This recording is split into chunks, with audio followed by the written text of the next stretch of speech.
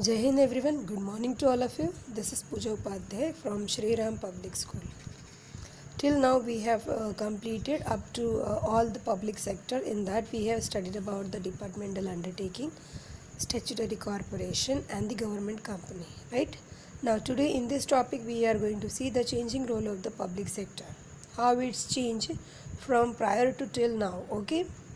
At the time of the independence, it was expected that the public sector enterprises would play important role in achieving the certain objective of economy, either by direct participating in the business or by acting as a catalyst. It means that after independence, when we got the independence, after that the situation of Indian economy is very vast, and everyone keeping the hope with the government or public sector that they will do something better for the country, right? The public sector would build up infrastructure for other sector of the economy and invest in key areas.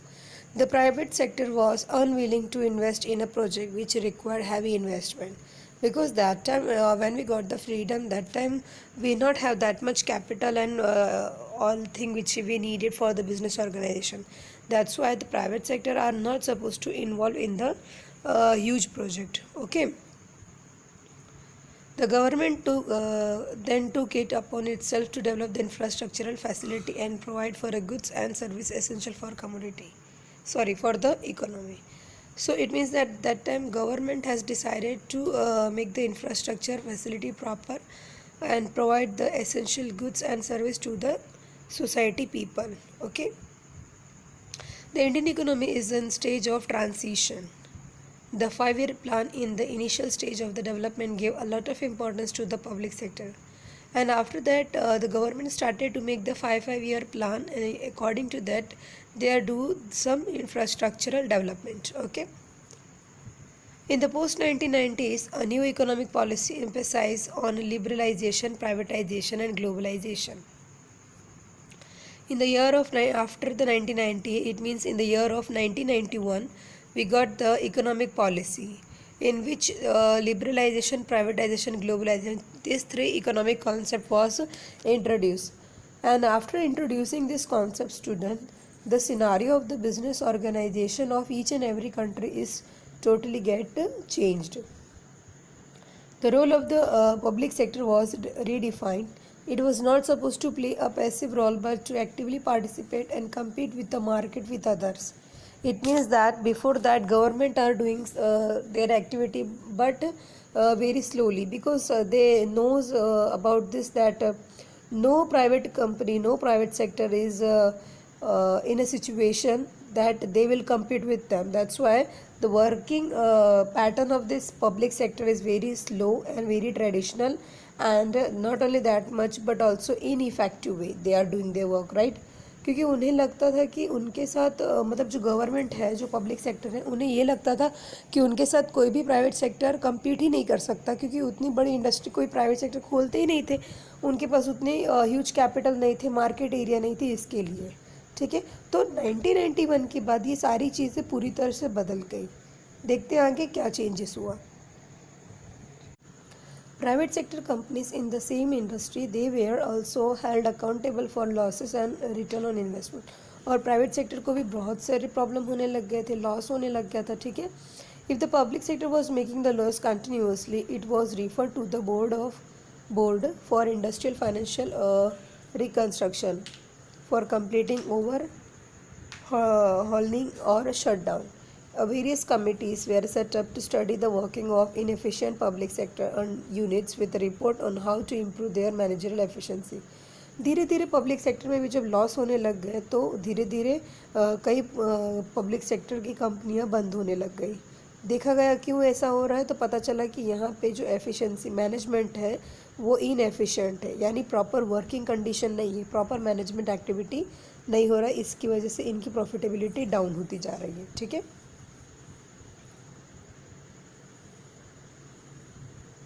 the role of the public sector is definitely not what was envisaged in the early 1960 to 70. So सबसे पहले हम लोग देखेंगे development of the infrastructure. The development of the infrastructure is a prerequisite for industrialization in any country. Suppose क्या कह रहे हैं कि किसी भी इंडस्ट्रीज़ को प्रॉपरली रन करने के लिए, वर्किंग करने के लिए एफिशिएंट वे में, इफ़ेक्टिव वे में सबसे अच्छा इंफ्रास्ट्रक्चर रिक्वायर्ड है. जब इंफ्रास्ट्रक्चर प्रॉपर होगा तभी उनका इंडस्ट्रियल वर्क प्रॉपर होगा. In the pre-independence period, the basic infrastructure was not developed and therefore industrialization progressed at very slow pace. यानी जो बेसिक इंफ्रास्ट्रक्चर फैसिलिटी है, जैसे प्रॉपर रोड हो गया, कम्युनिकेशन हो गया, इलेक्ट्रिसिटी, ये सारी चीज़ें 1947 में फ्रीडम मिलने के बाद, इंडिपेंडेंस मिलने के बाद इतनी अच्छी नहीं थी जितनी हमें रिक्वायर्ड थी. ठीक है. अब इंडस्ट्रियल सेक्टर्स के लिए इंफ्रास्ट्रक्चर प्रॉपर होगा तभी डेवलपमेंट हो सकता है. राइट. तो ये सारी फैसिलिटीज़ नहीं थी, इसीलिए इंडस्ट्रियल सेक्टर का ग्रोथ प्रॉपरली नहीं हो पा रहा था. ठीक है. The process of the industrialisation can not be sustain without adequate transportation, communication facility etcetera. जैसे मैंने पहले बताया कि किसी भी बेसिक इंडस्ट्री को डेवलप होने के लिए उसको बेसिक इंफ्रास्ट्रक्चर चाहिए, जैसे कि 24 hour by lights, proper working condition, road facility, communication facility, right, good working condition, pure water availability. तो ये सारी चीज़ें उस टाइम पे अवेलेबल नहीं थी. The private sector did not show any initiative to invest in heavy industry. और private sectors ये सब फैसिलिटी लैक होने की वजह से इनिशिएटिव लेते ही नहीं थे कि वो बड़ी इंडस्ट्री सेटअप कर सके. They did not have trained personnel or the finance to immediately establish the heavy industry. ना ही उनके पास ऐसी कोई ट्रेनिंग थी कि वो बड़ी इंडस्ट्री सेटअप कर सके मैनेजरियल स्किल लगा करके. ठीक है. It was only the government which could be mobilize a huge capital, coordinate the industrial construction and train the techniques and the workforce. ये सिर्फ गवर्नमेंट के हाथ में था कि वो ज़्यादा से ज़्यादा पैसा इन्वेस्ट करने वाला बड़ा से बड़ा इंडस्ट्री सेटअप कर सके, क्योंकि उनके पास तो सारा पैसा बजट के थ्रू आता था. ठीक है. और इंडस्ट्रियल कंस्ट्रक्शन कर सके, like rail, road, sea, air transport was the responsibility of the government. And their expansion has contribution to the pace of industrialization and ensure the future economic growth. The public sector enterprise were operate in certain spheres. Investment were made to be like this. First, give the infrastructure to core sector. Core sector यानी main economic sector. Okay. Which require huge capital investment, complex upgraded technology, big effective organization structure like steel plant, power generation, etcetera. ठीक है. इनको proper infrastructure देना. The next है give a lead investment to the core sector where the private sector enterprise are not functioning in the desire direction. यानी वो sector में, उस private sector में फाइनेंस करना जहाँ पे प्राइवेट सेक्टर अपने प्राइवेटली प्रॉपरली मैनेजमेंट करके इफ़ेक्टिव वे में ज़्यादा से ज़्यादा प्रॉफिट जनरेट कर सकती है. सिर्फ इन्वेस्टमेंट ना होने की वजह से जो नहीं ओपन हो पा रहा है वहाँ पे इन्वेस्ट करना. ठीक है. नेक्स्ट है give the direction to the future investment like hotels, project management, consultation etcetera. और इन सारी चीज़ों को प्रॉपर डायरेक्शन देना. नेक्स्ट है रीजनल बैलेंस. रीजनल बैलेंस का मतलब सिंपल एक ही होता है. जैसे कंट्री पूरी इंडिया, ठीक है, इंडिया पूरी एक कंट्री है हमारी. अब पता है आपको, ये हमारी कंट्री को डेवलपिंग लिया जाता है, लेकिन हमारे ही कंट्री में कुछ ऐसे स्टेट हैं जिनको हम डेवलप नेशन के साथ भी कंपेयर कर सकते हैं. कुछ ऐसे भी स्टेट हैं जिनको हम अंडर डेवलप कंट्रीज़ के साथ भी कंपेयर कर सकते हैं. ठीक है. तो यहाँ पे क्या कह रहे हैं कि गवर्नमेंट का मेन पर्पस ये नहीं होता है कि चार जो मेट्रोपॉलिटन सिटीज़ है लाइक मुंबई, दिल्ली, बेंगलोर हो गया, कलकत्ता हो गया, चेन्नई हो गया, इतने ही नहीं बल्कि इन्हीं मेट्रोपॉलिटन सिटीज़ की जैसे पूरी इंडिया को कर दे. यानी जो रूरल एरियाज़ है वहाँ पे भी सारी फैसिलिटी ऐसी अवेलेबल करवा दे ताकि कोई डिफरेंस ही ना हो रूरल और अर्बन एरिया में. ठीक है. तो इसको हम लोग बोलते हैं रीजनल बैलेंस. यानी पूरी कंट्री को, पूरे स्टेट को इक्वलाइज करना in terms of the infrastructure and other facility. See the government is responsible for developing all the region यानी state and the states in the balance way and removing the regional disparity. यानी मालूम है, ये जो हम लोग कहते हैं ना, ये रूरल एरिया है, ये अर्बन एरिया है, ये वहाँ की अवेलेबिलिटी ऑफ इंफ्रास्ट्रक्चर के बेस पे हम इन्हें अलग करते हैं. ठीक है. तो ये इस डिफ्रेंशिएट को, इस जो हम लोग ये डिफ्रेंशिएट कर रहे हैं, इसको रिमूव करना ही गवर्नमेंट का मेन पर्पस है. Most of the industrial progress was limited to a few areas like the port towns in the pre-independence period. After the 1951, the government laid down its 5-year plan that particular attention would be paid to those regions which were lagging behind the public sector industries were deliberately set up. यानी main focus कहाँ पे किया गया था, उस reason में जो ज़्यादा ही अंडर डेवलप थे. ठीक है.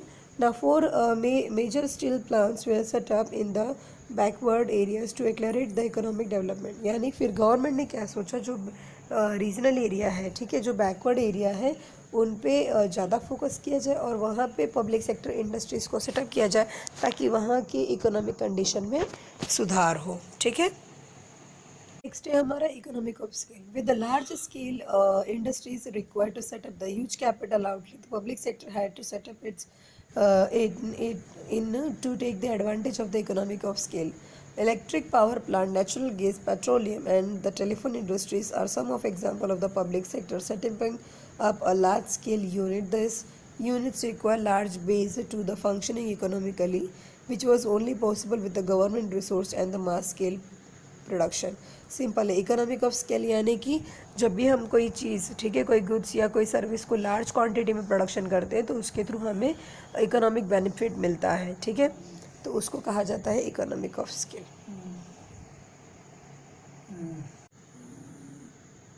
जैसे उनको प्रोडक्शन करने के टाइम पे ना ह्यूज प्रोडक्शन करने मिलता है तो उसकी वजह से इकोनॉमिक ऑफ बेनिफिट मिलता है उनको. ठीक है. Next is check over the concentration of the economic power. The public sector act as a check over the private sector. In the private sector, there are very few industry houses which would be willing to invest in heavy industries, with the result that wealth gets concentrated in a few hands and the monopolistic practice were encouraged. This give rise to the inequalities in income, which is detrimental to the society. Simple है. अब इतना ही बल्कि public sector का ये जो control है private sector पे, वो भी कैसे होता था कि जो प्राइवेट सेक्टर है, ठीक है, वो लोग क्या करते थे, जहाँ पे ज़्यादा इन्वेस्टमेंट लगता था वैसे कुछ कम ही इंडस्ट्रीज़ को उन्होंने ओपन किया था. यानी प्राइवेट सेक्टर ने भी बड़ी बड़ी कंपनियों को, बड़ी बड़ी इंडस्ट्रीज़ को सेटअप किया था लेकिन फ्यू अमाउंट्स में. ठीक है. और वो मोनोपोलिस्टिक प्रैक्टिस इंकरेज करने लग गए. ठीक है. उससे हुआ क्या, इनइक्वालिटी बढ़ने लगी सोसाइटी में. सो यहाँ पे पब्लिक सेक्टर क्या करते हैं, देखिए, the public sector is able to set up the large industry which require the heavy investment and दस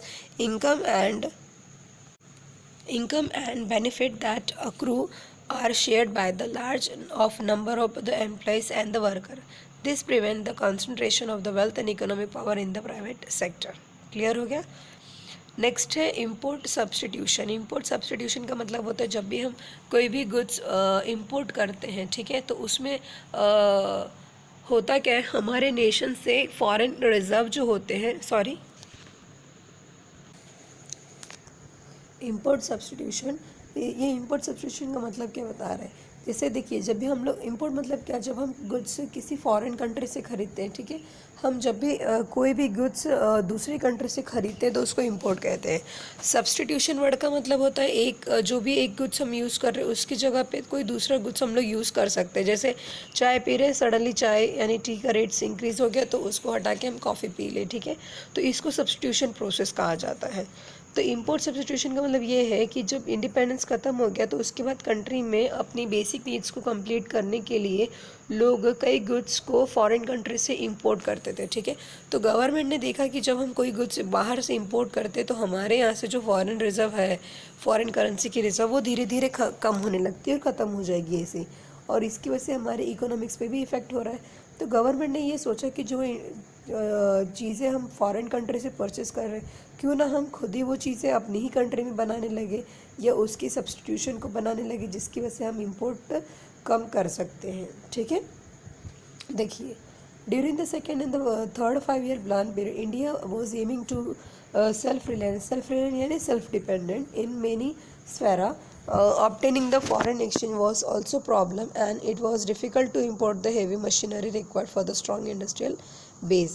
At that time, public sector companies involved in heavy engineering which would help in import substitution were established. Simultaneously, several public sector companies like STC and MMTC have played an important role in expanding the export of the country. और इसी की वजह से ये जो दो कंपनियां हैं, STC, MMTC, ये इतनी अच्छा रोल प्ले किए और इन लोगों ने ऐसा बिजनेस में चेंजेस किया, जिसकी वजह से जो चीज़ें हम इंपोर्ट कर रहे थे अब उसी का सब्स्टिट्यूट गुड्स हम एक्सपोर्ट करने लग गए। ठीक है। नेक्स्ट है government policy toward the public sector since 1991। अब हम यहाँ पे देखेंगे 1991 से गवर्नमेंट ने कौन सी पॉलिसी बनाई थी। सबसे पहला है reconstruction the review potential viable PCU public sector units को रिकन्स्ट्रक्ट किया गया। उसके plus close down the PCU which can not be reviewed. इसका मतलब जो पब्लिक सेक्टर यूनिट में प्रॉपर परफॉर्मेंस होने की चांसेस नहीं है उसको शट डाउन कर दो। Bring down the government equity in all non strategic PSU to 20% और lower if necessary and fully protect the interest of the workers. यानी पूरा का पूरा फोकस किस पे हो गया, वर्कर्स पे ध्यान देना। फर्स्ट है reduction in the number of industry reserved for the public sector while defining you to the public government company that time also and while giving the explanation of the public sector। मैंने आपसे पहले ही कहा था कि जो public sector है उसके पास पहले 17 इंडस्ट्रीज थी, उसके बाद वो रिमूव हो करके 3 रह गई। अब देखिए पहले यहाँ इन पब्लिक सेक्टर के पास कितने 1956 के टाइम पे 17 इंडस्ट्रीज थे जो गवर्नमेंट यानी पब्लिक सेक्टर में रिजर्व थे। ठीक है। लेकिन इन 1991 में क्या हुआ, only 8 industry were reserve for the public sector. 1991 में सिर्फ 8 इंडस्ट्री रिजर्व थे, बाद में they were restricted to atomic energy arms. अब देखिए कौन कौन से थे reserve for public sector. They were restricted to atomic energy arms communications mining and railways.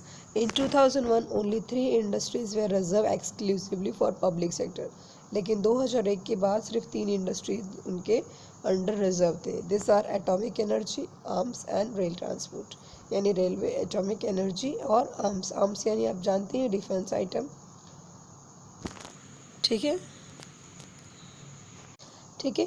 इसके बाद क्या देखा गया, this mean that the private sector, यानी कि अब इन 3 इंडस्ट्रीज को छोड़ के बाकी किसी भी सेक्टर में प्राइवेट सेक्टर जब भी चाहे तभी इन्वॉल्व हो सकता है। ठीक है। आगे the public sector has played a vital role in the development of the economy. However the private sector is also However, the private sector is also quite capable of contributing substantially to the nation building process. Therefore, both the public sector and private sector need to be viewed mutually complementary part of the national sector। यानी ये देखा गया कि private sector भी बहुत ही important role play कर रहा है इंडियन इकोनॉमी डेवलप करने में। ठीक है। इसलिए दोनों इंडस्ट्रीज सेक्टर्स प्राइवेट और पब्लिक दोनों ही म्यूचुअली काम करने लग गए। Next, disinvestment of the shares, a select set of the public sector enterprise. Disinvestment involved the sale of the equity share to the private sector and the public. The objective was to raise the resource and encourage the wider participation of the general public। Simple है, disinvestment का मतलब ये होता है कि ये जो public sector enterprise है ये अब अपने शेयर्स को बेचने लग गए, किसको, प्राइवेट सेक्टर को और जनरल पब्लिक को, जिसकी वजह से इनके पास रिसोर्स जमा हो सके और प्राइवेट सेक्टर और पब्लिक इनकी सेक्टर में इन्वॉल्व हो सके। The government had taken the decision to withdraw from the industrial sector and reduce its equity in all undertaking। अब गवर्नमेंट ने यहाँ पे क्या सोचा कि जो 51% की वजह से गवर्नमेंट ओनरशिप हो जाता है, ठीक है, इस चीज़ को रिमूव करेंगे। It was expected that this would lead to improving the managerial performance and ensuring the financial discipline, but there are remain a lot to done in this area। The primary objective of privatizing the public sector enterprise are, इसका मतलब ये है कि government ने ये सोचा कि public sector में जो कंट्रोल और ओनरशिप हमारे अंडर में उसको रिमूव करते, कम करते, ताकि प्राइवेट सेक्टर ज़्यादा से ज़्यादा पार्टिसिपेट कर सके और उनकी मैनेजरियल एफिशिएंसी की वजह से परफॉर्मेंस इंक्रीज़ हो और इन इंडस्ट्रीज़ में भी फाइनेंशियल पोजीशन स्ट्रांग हो, प्रॉफिट जनरेट होना स्टार्ट हो जाए। ठीक है।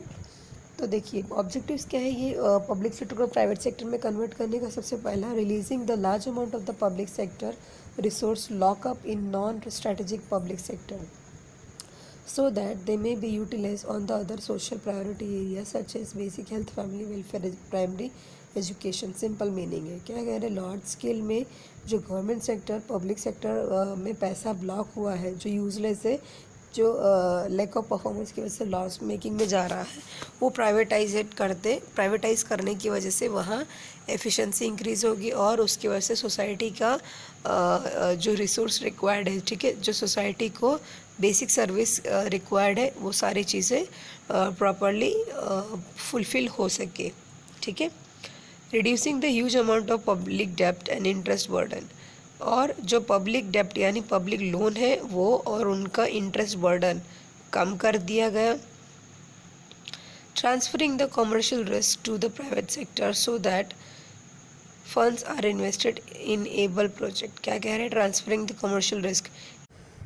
नेक्स्ट क्या कह रहे हैं? Transferring the commercial risk to the private sector so that the funds are invested in able project. Simple है. कमर्शियल रिस्क जो बिजनेस में लॉस होने के चांसेस होते हैं वही है. ये लोग क्या कह रहे हैं? प्राइवेट सेक्टर पब्लिक सेक्टर वाले, कि अब हम लोग क्या करेंगे, कमर्शियल रिस्क को प्राइवेट सेक्टर को ट्रांसफ़र कर देते हैं, जिसकी वजह से वो इसे इस तरह से हैंडल करेंगे ताकि ये जो अनेबल प्रोजेक्ट है वो एबल में कन्वर्ट हो जाए. ठीक है. Freeing this enterprise from the government control. और ये जो पब्लिक सेक्टर के अंडर में इंडस्ट्रीज़ हैं, ठीक है, इन सब को गवर्नमेंट के इंटरफेरेंस से फ्री कर देंगे. यानी कि जो गवर्नमेंट का कंट्रोल होता था, ठीक है, उनकी एक्टिविटीज़ पे, इससे इनको फ्रीडम दे देंगे ताकि उनके काम में किसी भी तरह की रुकावट ना आवे. In many areas where the public sector had a monopoly, or example telecommunication sector, the consumer have benefited by more choice, lower price and better quality of product and service.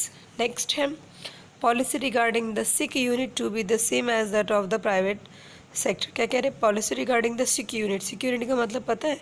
जो इंडस्ट्री स्लो चल रही है और बंद होने की कगार पे है गई है. All the public sector units were referred to the Board of Industrial and Financial Reconstruction to decide whether the SIC unit was to be reconstructed or closed down. SIC unit यानी जैसे मैंने पहले ही बताया, ऐसी इंडस्ट्री यूनिट जो बंद होने वाली है या बंद होने के कगार पे है. ठीक है. तो ये देखा जाता है कि क्या उनको रिकन्स्ट्रक्ट करके इस्टेब्लिश करके फिर से चलाने के लायक है या फिर उसे बंद कर दीजिए. ठीक है. The board has reconsidered revival and rehabilitation scheme for the some cases and winding up for number of unit. There is a lot of resentment amongst the workers of the unit which are to be closed down. A national renewal fund was set up by the government to retrain or redeploy the retrenched labor and provide the compensation to the public sector employees seeking voluntary retirement. यानी जो company बंद हो जाएगी, wind up कर दोगे, तो उनके employees को तो निकालना पड़ेगा ना, तो उनको प्रॉब्लम जो होगी उसको कंपनसेट भी करना पड़ता है गवर्नमेंट को. ठीक है. There are many enterprises which are sick and not capable of being revival as they have accumulated huge loss. यानी ऐसी कई इंडस्ट्रीज पब्लिक सेक्टर के अंडर में थी जो सिक थी, यानी कि न चलने चालू होकर के चलने की कगार में नहीं थी, उनको बंद करना पड़ा, जिसकी वजह से इस सेक्टर को बहुत ज़्यादा लॉस भी हुआ. With the public finance under the intense pressure, both the central and the state government are just not able to sustain them much more longer. The only option available to the government in such cases is to close down this undertaking after providing a safety net for the employees and the worker. Simple है. उस time पे government के ऊपर इतना pressure था कि उनको बस एक ही चीज़ समझ में आया कि बंद कर देते हैं ऐसी इंडस्ट्री को जिससे हमें प्रॉफिट नहीं हो पा रहा है, और हमारे जो वर्कर हैं जो इसमें जॉब कर रहे निकल गए हैं, अब निकालना पड़ रहा है जिनको, उनके सेफ्टी का ध्यान रखते, यानी उनको pension and all facility provide करके. ठीक है. Next, resources under the National Renewal Fund have not been sufficient to meet the cost of voluntary separation scheme or the voluntary retirement scheme. जबकि जो ये लोग सोच रहे थे वो भी ये पूरी तरह से नहीं कर पा रहे थे, क्योंकि प्री रिटायरमेंट में जो उनको कंपनसेशन देना था वो भी पब्लिक सेक्टर नहीं दे पा रही थी. ठीक. नेक्स्ट है मेमोरेंडम ऑफ अंडरस्टैंडिंग.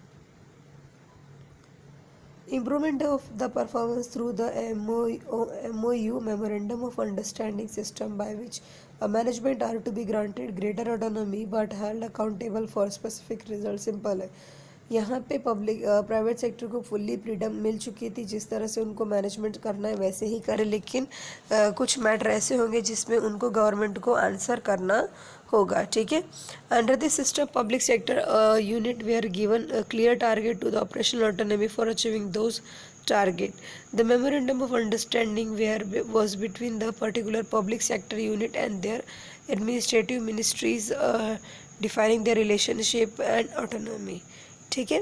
तो इसका मतलब ये हो गया कि ये पूरे सिस्टम को देख करके सिर्फ यही पता चल रहा है कि गवर्नमेंट यानी पब्लिक सेक्टर ने अपने हाथ खड़े कर लिए और सारी चीज़ें उठा करके प्राइवेट सेक्टर को दे दी, उन्हीं के भरोसे, ताकि जो हम लोग इंडस्ट्री चला रहे थे जो बंद होने की कगार पे थी वो शुरू हो गई और अच्छे खासे प्रॉफिट में कन्वर्ट हो गई। ठीक है, तो आज हम लोग यहीं पे स्टॉप करते हैं। नेक्स्ट लेक्चर में हम लोग नया टॉपिक स्टार्ट करेंगे जो हमारा ग्लोबल एंटरप्राइज है। ठीक है, तो आज के लिए यहीं पे स्टॉप करते हैं student. If you having any doubt student, please ask me in the evening schedule. Okay, जय Hind, stay safe, stay home, stay safe, take care, happy and.